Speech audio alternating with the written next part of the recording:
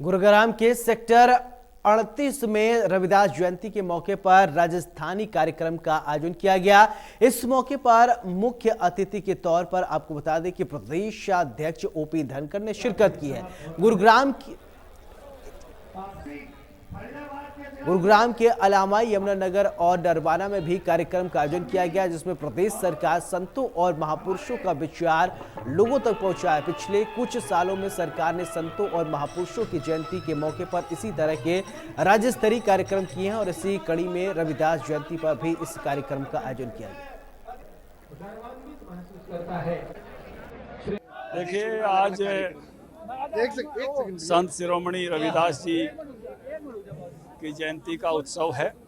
वैसे तो 5 फरवरी को है, उस दिन तो पूरा हरियाणा बस्ती बस्ती में मनाएगा। हमने इसलिए कार्यक्रम 2 दिन पहले रखा, 3 स्थानों पर रखा। आज नरवाना, यमुनानगर, गुड़गांव में जयंती मनाई गई है और हजारों की संख्या में लोग इन तीनों कार्यक्रमों में सहभागी हुए हैं। संत रविदास जी की वाणी घर घर तक पहुँचे। उन्होंने जीवन में सुखी रहने का जो मंत्र दिया, मन चंगा तो कठौती में गंगा, मन चंगा तो सब चंगा। तो इसलिए मन को कैसे साधना,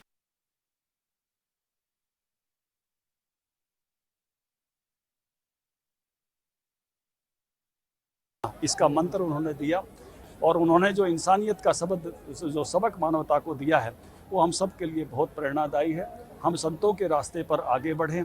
ये जो भारतीय संस्कृति है, इसमें मुख्य धाराएं सनातन और संत मत है और सनातन के जो सबसे मुख्य आधार है वो रामायण ग्रंथ है और जिसके प्राथमिक रचयिता वाल्मीकि, भगवान वाल्मीकि है। और संत मत में सबसे बड़े संत रविदास जी और संत कबीर जी हैं। इन दोनों धाराओं पर भारत चलता है, इसलिए कृतज्ञ हैं हम इन संतों के, इनकी वाणी के, जो लगातार मार्गदर्शन करती रहती है।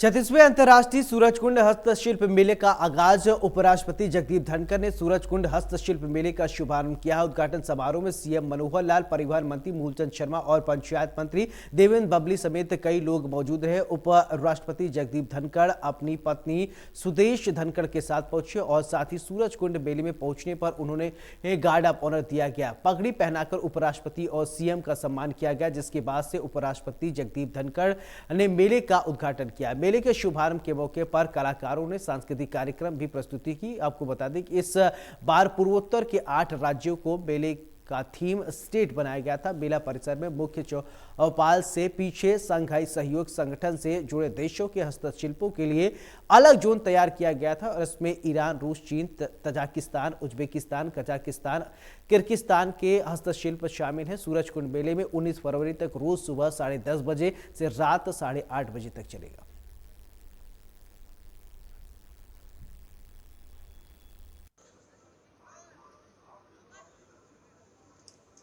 आज से 33 साल पहले I had the occasion to be here more than 3 decades ago. Surajkund मेले की शुरुआत थी। As member of the 9th Lok Sabha, I was member of the union government. अब सही मायने में सूरजकुंड मेला इंटरनेशनल हो गया है।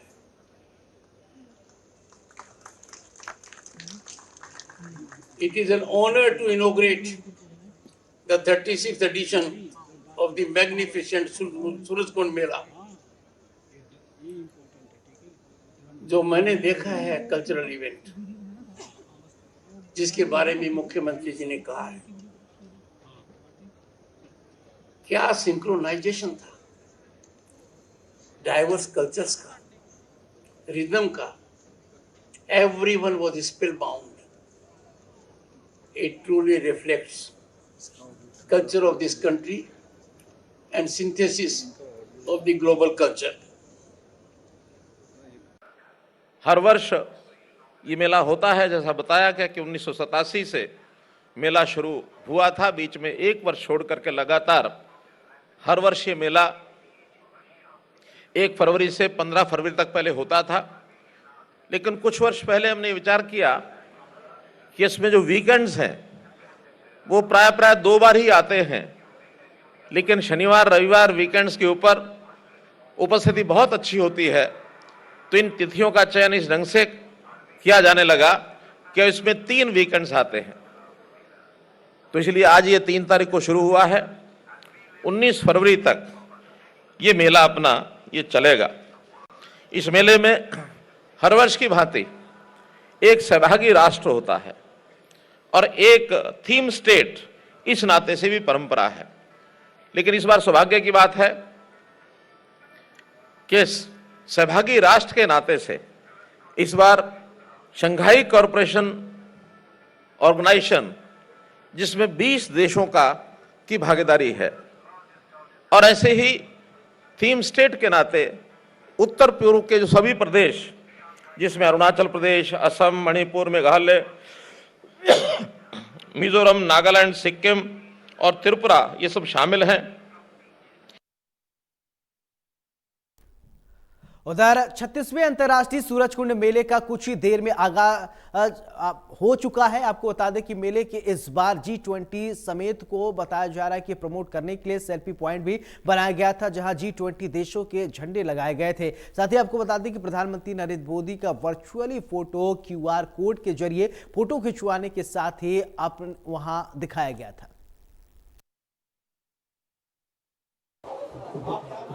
सूरजकुंड मेले में इस बार अलग तरह के रंग देखने को मिल रहे हैं और इस बार चूंकि भारत में G20 समिट होना है, उसको भी प्रमोट करने के लिए बाकायदा यहाँ सेल्फी पॉइंट बनाया गया है। और अगर इस सेल्फी पॉइंट पर पहुँचते हैं तो आप साफ तौर से ये G20 का लोगो यहाँ आपको दिखेगा, Bharat 2023, India, one earth, one family, one future, वसुधैव कुटुंबकम। और इसके साथ साथ में जो G20 के जितनी भी कंट्री हैं उनके फ्लैग आपको यहाँ दिखेंगे। और इसकी खासियत ये है कि जब यहाँ फोटो खींचेगा किसी का तो एक तरफ वर्चुअली प्रधानमंत्री मोदी खड़े होंगे, दूसरी तरफ वो व्यक्ति होगा जिसे अपना फोटो कराना है। और बाकायदा यहाँ मैं आपको तस्वीर दिखाऊं तो कैमरा लगाया गया है सभी के लिए। ये फोटो कोई भी यहाँ आकर करा सकता है और QR कोड के जरिए वो यहाँ से फोटो ले सकता है। चूंकि इसके इंचार्ज भी हैं हमारे साथ में। आपका क्या नाम है? अभिषेक नाम है मेरा। अभिषेक, ये जो आपने कॉन्सेप्ट यहाँ रखा है, आप इधर आ जाइए थोड़ा।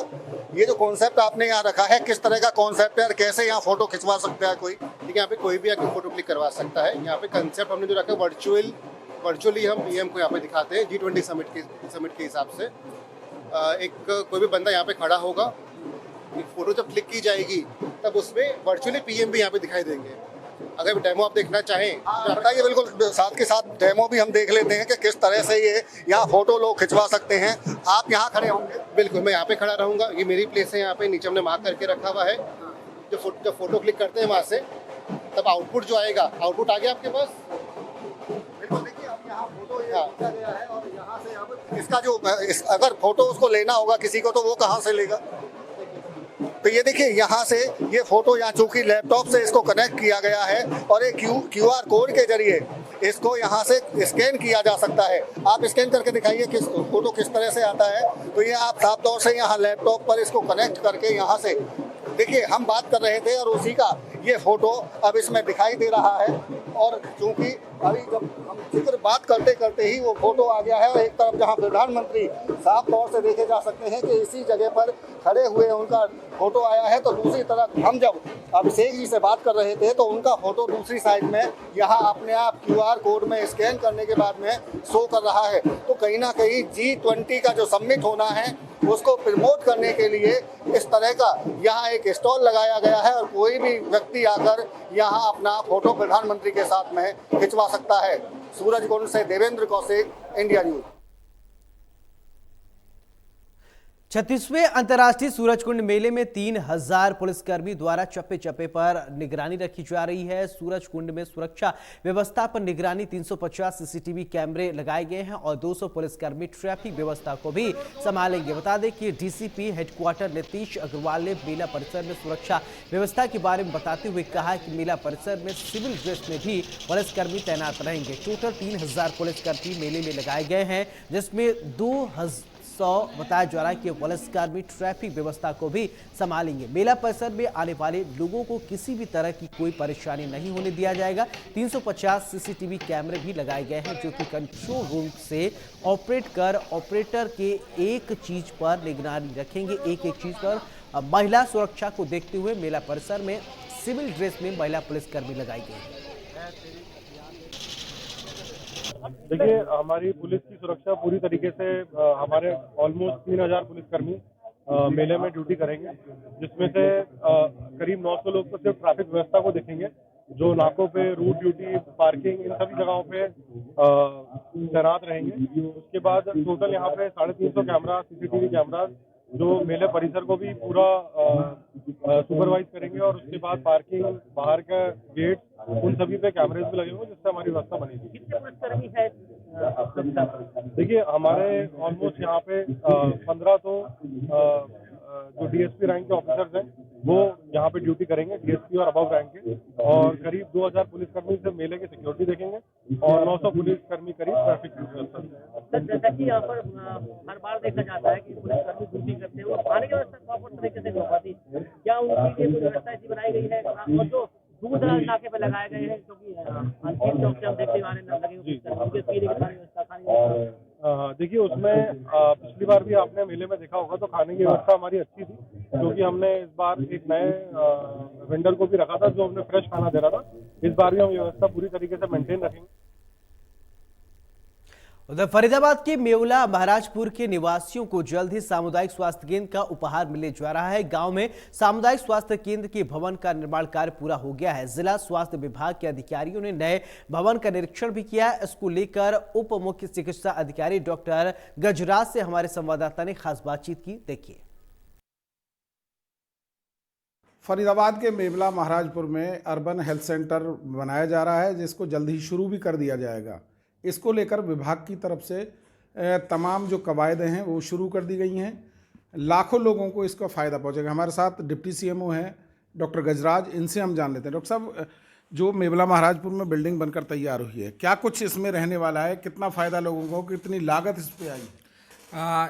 मैं बताना चाहूँगा कि ये Mewla Maharajpur urban health centre बनेगा, जिसमें लगभग वहाँ का जो अर्बन और मेवला महाराजपुर का जितना भी स्लम का एरिया है और जो आसपास जो सेक्टर है, 46 सेक्टर हुआ और जो नज़दीक जितने 21 सेक्टर वगैरह के लिए, उन सब लोगों को बहुत फ़ायदा होगा। और ये बिल्डिंग लगभग 50 बेड का अस्पताल होगा, और इसमें इंफ्रास्ट्रक्चर और जो सिविल वर्क है वो कंप्लीट हो चुका है।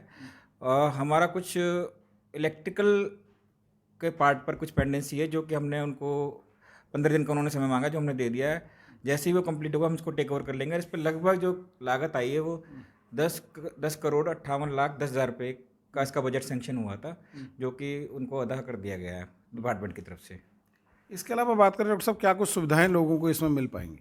इसमें सुविधाएं की बात करें तो मैटरनल चाइल्ड हेल्थ की सर्विसेज तो मिलेंगी, साथ में इमरजेंसी सर्विसेज जो भी हैं नियर बाई, जो भी छोटी मोटी घटनाएं घटती रहती हैं, एक्सीडेंट हो जाते हैं आसपास में, तो उन लोगों के लिए भी एक नज़दीक अस्पताल होने की सुविधा रहेगी लोगों के पास में। जिले में फ़िलहाल की अगर बात करें तो सबसे बड़ा अस्पताल सिविल अस्पताल बीके है जी, लेकिन अब ये दूसरे नंबर का बनने जा रहा है। दूसरे नंबर का तो बल्लभगढ़ है। वैसे तो कहो तो ये बल्लभगढ़ के बराबर ही होगा ये अस्पताल, ये उससे भी कम नहीं होगा। और इसमें एक चीज़ और बताना चाहूँगा कि इस पर एसएमओ और एक डेंटल सर्जन की नियुक्ति हो चुकी है, जो कि रेगुलर सरकार द्वारा करनी है, और बाकी जो नियुक्तियां हैं उसके लिए हमने पत्र लिख दिया है, जो कि HKRNL और कॉन्ट्रैक्ट बेसिस पे होने, तो हमने सरकार को लिख दिया है उसके लिए। कब तक उम्मीद की जा सकती है डॉक्टर साहब ये शुरू हो जाएगा? हमारी कोशिश रहेगी इस महीने के अंत तक इसको शुरू करने की कोशिश करेंगे। कोशिश रहेगी, सुविधाएं मिलनी शुरू होगी जी, कोशिश करेंगे पूरी। तो कहीं ना कहीं एक बड़ी जो पहल यहाँ पर की गई है, और लोगों को काफ़ी अच्छी स्वास्थ्य सेवाएं जो है उपलब्ध कराने के लिए लगातार स्वास्थ्य विभाग कवायद कर रहा है, और जल्द ही लोगों को ये सुविधाएं मिलनी शुरू हो जाएंगी। फरीदाबाद से इंडिया न्यूज़ के लिए राजेंद्र दहिया। फरीदाबाद से एक बड़ी खबर आपको बता दें कि विजिलेंस की टीम ने सब इंस्पेक्टर को गिरफ्तार किया है। बड़ी जानकारी आ रही है इस वक्त की, आपको बता दें फरीदाबाद विजिलेंस की टीम ने सब इंस्पेक्टर को गिरफ्तार किया है। बताया जा रहा है कि रिश्वत लेते हुए रंगे हाथों सब इंस्पेक्टर को गिरफ्तार किया गया है। बड़ी जानकारी आपको बता दें कि सब इंस्पेक्टर राजेंद्र 5000 की रिश्वत लेते हुए रंगे हाथों धर लिए गए हैं। खेड़ी पुल थाने में तैनात है सब इंस्पेक्टर राजेंद्र। बड़ी जानकारी, रिश्वत लेते हुए रंगे हाथों सब इंस्पेक्टर को गिरफ्तार किया गया है। विजिलेंस की टीम ने गिरफ्तार किया है। तो फरीदाबाद से बड़ी खबर, विजिलेंस टीम ने सब इंस्पेक्टर को गिरफ्तार किया है। बताया जा रहा है कि रिश्वत लेते हुए गिरफ्तारी हुई है।